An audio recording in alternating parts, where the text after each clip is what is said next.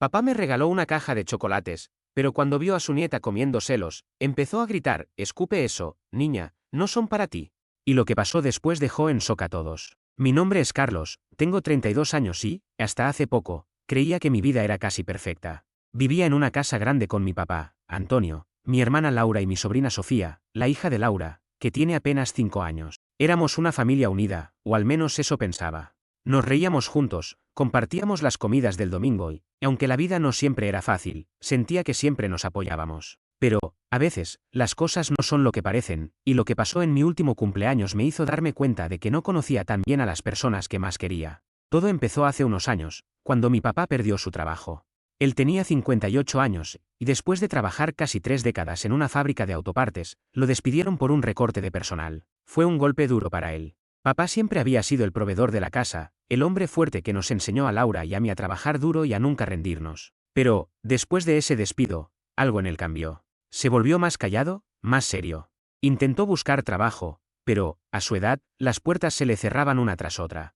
«Nadie quiere contratar a un viejo como yo», me decía a veces con una sonrisa amarga mientras tomábamos café en la cocina. Laura y yo nos hicimos cargo de los gastos de la casa.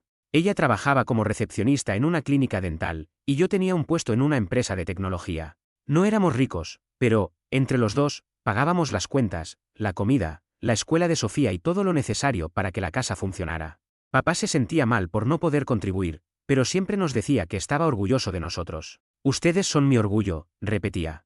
Y yo le creía. Siempre le creí. Con el tiempo, mi vida dio un giro inesperado. En mi trabajo, empecé a destacar. Primero me ascendieron a líder de equipo, luego a gerente de proyectos, y cada ascenso venía con un aumento de sueldo. No voy a mentir, me sentía en la cima del mundo. Después de años de trabajar duro, de estudiar de noche y de sacrificar fines de semana, por fin estaba viendo los frutos. Luego me dieron un ascenso más, y mi sueldo se disparó. En un solo mes, ganaba lo que mi papá solía ganar en un año entero. Era una locura. Me sentía invencible. Quise compartir mi felicidad con mi familia. Una noche, durante la cena, no pude contenerme. Estábamos sentados en el comedor, con el olor a pollo asado llenando la casa, y Sofía jugaba con sus muñecas en el suelo. Decidí soltar la noticia. «Familia, tengo algo que contarles», dije con una sonrisa que no me cabía en la cara. Me ascendieron otra vez, y ahora estoy ganando, bueno, digamos que bastante más que antes, más de lo que imaginé. Esperaba abrazos, risas, quizás un brindis con las gaseosas que teníamos en la mesa, pero la reacción no fue la que esperaba. Laura me miró con una sonrisa tensa, como si estuviera feliz, pero a la vez no. «Qué increíble, Carlos. Te lo mereces», dijo, pero su voz sonaba rara, como si le costara decirlo. Papá, por su parte, solo asintió. «Bien hecho, hijo». «Eso es impresionante», murmuró, mirando su plato. Sus palabras eran frías, como si le doliera decirlas. Me sentí un poco confundido, pero lo dejé pasar. Pensé que quizás estaban cansados o que no entendían lo importante que era para mí. Desde ese día, algo cambió en casa. Laura y papá empezaron a hablar de los gastos de una manera diferente. «Carlos, ahora que estás ganando tanto, ¿no crees que deberías hacerte cargo de más cosas?», me dijo Laura una tarde mientras lavábamos los platos. «Es que, sabes, yo no gano tanto, y con los gastos de Sofía». No terminé de escuchar su argumento. Asentí y dije que no había problema. Después de todo, éramos familia, y siempre nos habíamos ayudado. Papá también empezó a hacer comentarios. «Ahora que eres el que trae el dinero, hijo, la casa depende de ti», me dijo una vez con una palmada en el hombro. No me gustó cómo sonó, pero no dije nada. Quería mantener la paz. Un día, papá me hizo una pregunta que me dejó descolocado. Estábamos solos en la sala, viendo un partido de fútbol. De repente, sin mirarme, dijo: «Carlos, supongo que, si por algún motivo de la vida tú mueres, todo lo que tienes será para mí y Laura, ¿verdad?». Me quedé helado. No entendía por qué sacaba el tema de la herencia de la nada. «Claro, papá, ¿para quién más?», respondí, tratando de sonar casual. Él solo asintió, pero algo en su mirada me hizo sentir incómodo. Fue como si estuviera calculando algo, pero no supe qué. A pesar de esas pequeñas cosas raras, la vida seguía. Yo trabajaba mucho, pero estaba feliz. Me gustaba llegar a casa y ver a Sofía corriendo hacia mí para contarme cómo le había ido en la escuela.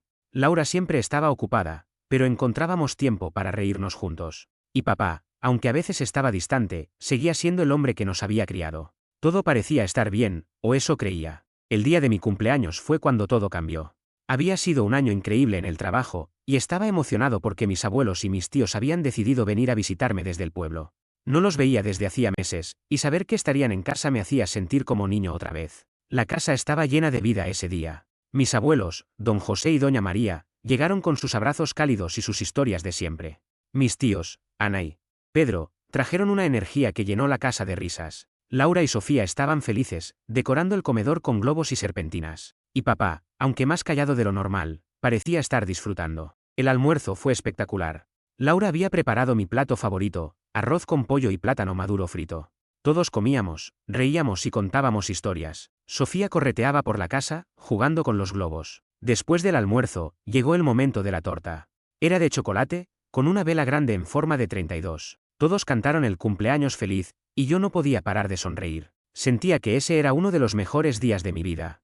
Luego vinieron los regalos. Mis abuelos me dieron una camisa y un pantalón que, según ellos, me harían ver como todo un caballero.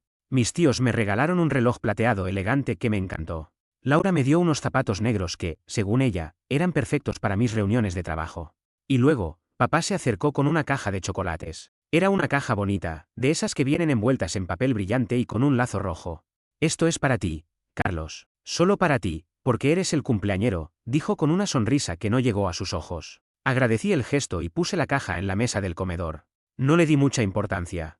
Después de todo, era solo una caja de chocolates. La fiesta continuó. Pusimos música, bailamos, y hasta convencí a mis abuelos de dar unos pasos de salsa.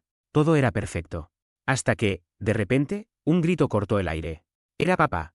Escupe eso, niña. No es para ti, gritaba, corriendo hacia Sofía, que estaba sentada en una esquina con la caja de chocolates abierta y un pedazo en la boca. La música se detuvo, y todos nos quedamos congelados, mirando la escena. El grito de mi papá resonó en la sala como un trueno. Escupe eso, niña. No es para ti, repetía con una desesperación que nunca le había visto. Todos nos quedamos paralizados, y el silencio que siguió fue pesado, como si el aire se hubiera vuelto denso. Sofía, mi sobrina, seguía sentada en una silla en la esquina del comedor, con la caja de chocolates abierta sobre sus piernas. Tenía un pedazo de chocolate en la boca, y sus ojitos grandes me miraban confundidos, como si no entendiera por qué su abuelo estaba tan enojado. Corrí hacia ella con el corazón latiéndome a mil. Papá, cálmate. ¿Qué pasa?, dije, tratando de mantener la voz firme, aunque por dentro estaba tan asustado como todos los demás. Sofía empezó a toser, con las manitas temblando mientras intentaba escupir el chocolate. Mi papá, con la cara roja y los ojos desorbitados, se inclinó hacia ella, intentando meterle los dedos en la boca para sacar el pedazo de chocolate. Escupe, Sofía, escupe ahora mismo, gritaba, como si su vida dependiera de eso. Laura, mi hermana, reaccionó antes que yo. Se lanzó hacia papá y lo empujó con fuerza. ¿Estás loco?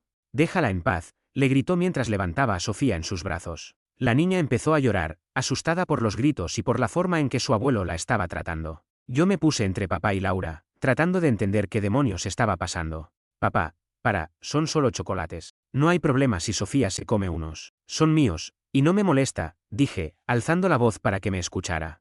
Pero él no me miraba. Sus ojos estaban fijos en Sofía, y había algo en su expresión que me heló la sangre.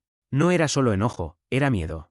Un miedo puro, como si hubiera visto un fantasma. No entiendes, Carlos. No son para ella, balbuceó papá con la voz quebrada. Sus manos temblaban, y, por un segundo, pareció que iba a desmayarse. Mi abuela, doña María, se acercó con paso lento, pero firme. «Antonio, ¿qué está pasando? ¿Por qué estás así?», preguntó con esa autoridad que solo las abuelas tienen. Pero papá no respondió. Solo se quedó ahí, pálido, mirando a Sofía, que seguía llorando en los brazos de Laura. Entonces, todo empeoró. Sofía, entre sollozos, empezó a toser más fuerte. De repente, se llevó las manos al estómago y vomitó en el suelo. El olor ácido llenó el aire, y el pánico se apoderó de todos. Laura gritó: «Sofía, mi amor, ¿qué te pasa?». La niña estaba pálida, con los labios temblando, y sus ojitos empezaban a cerrarse. Mi tío Pedro corrió al teléfono para llamar a una ambulancia, mientras mi tía Ana intentaba calmar a Laura, que estaba al borde de un ataque de nervios. Yo me sentía como si el mundo se hubiera detenido. No podía procesar lo que estaba viendo. Era mi cumpleaños. Se suponía que era un día feliz, y ahora mi sobrina estaba enferma, mi papá estaba actuando como loco, y todos estábamos aterrados. Corrí hacia Sofía y la tomé de la mano. «Tranquila, pequeña, todo va a estar bien», le dije, aunque no estaba seguro de creérmelo. Laura estaba histérica, acariciando la cara de su hija y gritándole a papá: «¿Qué le hiciste, Antonio? ¿Qué tenía ese chocolate?». Papá se dejó caer en una silla, cubriéndose la cara con las manos. No decía nada, pero su silencio era ensordecedor. Algo estaba muy mal, y yo lo sabía. La ambulancia llegó en menos de 10 minutos, pero se sintieron como una eternidad. Los paramédicos entraron corriendo, preguntando qué había pasado. Laura, entre lágrimas, les explicó que Sofía había comido un chocolate, y de repente, empezó a vomitar. Yo miré la caja de chocolates que seguía en la mesa, abierta, con varios pedazos desparramados. Algo en mi interior me decía que esos chocolates no eran normales, pero no quería creerlo. No podía creerlo. Mientras los paramédicos atendían a Sofía, me acerqué a papá. Dime la verdad, ¿qué está pasando?, le dije, tratando de no gritar. Él levantó la mirada, y, por primera vez en mi vida, vi a mi papá como un extraño. Sus ojos estaban llenos de lágrimas, pero también de algo más. ¿Culpa? ¿Miedo? No lo sabía. Carlos, empezó a decir, pero no terminó. En ese momento, los paramédicos nos interrumpieron. Tenemos que llevarla al hospital ahora mismo. Su estado es crítico, dijo uno de ellos. Laura se subió a la ambulancia con Sofía, y yo prometí seguirlos en mi carro con el resto de la familia. En el hospital, el tiempo parecía no pasar. Estábamos todos en la sala de espera, Laura, mis abuelos, mis tíos y yo. Papá también estaba allí, pero se mantenía alejado, sentado en una esquina con la cabeza gacha. Laura no paraba de llorar, y yo intentaba consolarla, aunque por dentro estaba destrozado. ¿Cómo había pasado esto? ¿Qué tenían esos chocolates? Y, sobre todo, ¿por qué papá había actuado así? Después de lo que pareció una eternidad, un doctor salió a hablar con nosotros. La niña está estable, pero encontramos algo preocupante, dijo con un tono serio. Hay rastros de una sustancia tóxica en su estómago. Parece un tipo de veneno. Necesitamos saber exactamente qué comió y de dónde vino. Laura se quedó helada, y yo sentí que el suelo se abría bajo mis pies. Veneno. Miré a papá, que seguía en la esquina, y algo dentro de mí se rompió. Me acerqué a él con la rabia subiéndome por el pecho.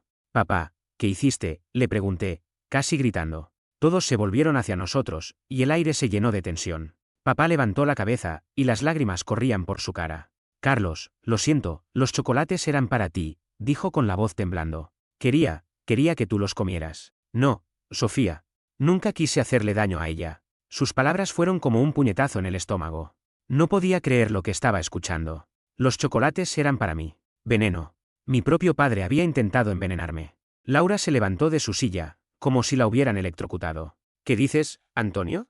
¿Intentaste envenenar a mi hermano?, gritó, acercándose a él. Mis abuelos y tíos también se acercaron, incrédulos, exigiendo respuestas. Papá se cubrió la cara con las manos y empezó a sollozar. No quería hacerle daño a Sofía, solo quería la herencia. Carlos, tú tienes tanto dinero ahora, y yo sentía que me estabas restregando tu éxito en la cara. Pensé que, si tú no estabas, todo sería más fácil para mí y para Laura. El silencio que siguió fue el más pesado que he sentido en mi vida. Nadie sabía qué decir. Mi abuela se tapó la boca, llorando. Mi tío Pedro apretó los puños, como si quisiera golpear a papá. Y Laura estaba temblando de rabia. Eres un monstruo, le gritó y, antes de que alguien pudiera detenerla, sacó su celular y llamó a la policía. Quiero reportar un intento de asesinato, dijo con la voz quebrada, pero firme. Yo estaba en shock, no podía moverme, no podía hablar. Mi propio padre, el hombre que me había criado, que me había enseñado a montar bicicleta, que me había abrazado cuando me gradué, había intentado matarme por dinero, por envidia. Todo lo que creía saber sobre mi familia se desmoronó en ese momento.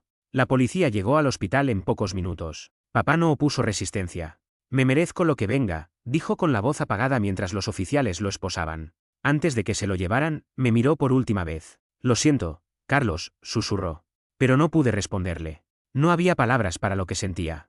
El sonido de las sirenas de la policía se desvaneció mientras se llevaban a mi papá, Antonio, esposado. La sala de espera del hospital quedó en un silencio sepulcral. Nadie hablaba. Laura estaba sentada en una de las sillas de plástico, con la cabeza entre las manos, llorando en silencio.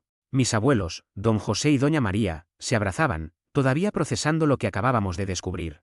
Mis tíos, Ana y Pedro, murmuraban entre ellos, con rostros llenos de incredulidad y rabia. Andy, Carlos, sentía que mi mundo se había derrumbado. Mi propio padre había intentado envenenarme por dinero, por envidia, por una herencia que ni siquiera existía realmente. De repente, el doctor salió de nuevo, rompiendo el silencio. La niña está respondiendo bien al tratamiento, dijo con un tono más calmado que antes. El veneno no estaba en una dosis letal, gracias a que no consumió mucho. La mantendremos en observación, pero creemos que se recuperará completamente. Laura soltó un sollozo de alivio y se levantó para abrazar al doctor. Gracias, repetía con la voz entrecortada. Yo también sentí que podía respirar de nuevo, aunque la rabia y el dolor seguían apretándome el pecho. ¿Podemos verla?, pregunté.